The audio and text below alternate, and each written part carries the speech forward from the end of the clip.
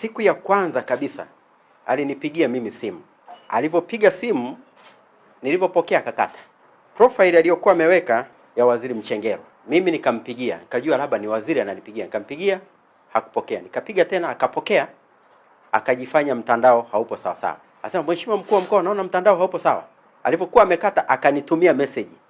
Anasema hivi, Mheshimiwa Mkuu wa Mkoa, mimi waziri wa afya Mheshimiwa Mchengerwa, naona hatusikilizani. Ile harusi ya binti yangu ni kesho kutwa. Kwa hiyo nilimwambia Rasi, naona kama Rasi anazubaa. Akatumia maneno hayo. Naona kama Rasi anazubaa. Hebu waambie wakurugenzi haraka haraka wakabidhi hiyo hela nitumie kwenye namba hii. Tena akatumia neno, wasisitize, naona kama michango haijakaa vizuri, lakini nakuamini sana nitapata mchango wa kutosha.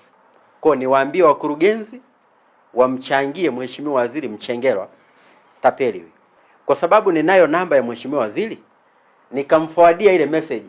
Nikamwambia, Mheshimiwa, naomba maelekezo vizuri, sijakuelewa. Alivyoyasoma akanipigia on the spot.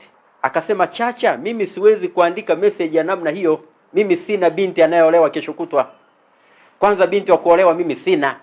Tukaweka uchunguzi wa kina, na nawashukuru sana vyombo vyangu ya kufanya uchunguzi wa kina. Nikawapa hizo namba, wakaniambia, Mheshimiwa Mkuu wa Mkoa, huyu mbona tutampata tu. Naye unajua ana line hizi mnazoona karibia 10. Akampigia katibu wa chama, akamwambia, sisi ni maafisa usalama, gari yetu moja imekwama, fanya kila liwezekanalo ipatikane shilingi 400 nafikiri sijui na 80 kitu kama hicho, lakini fanya haraka.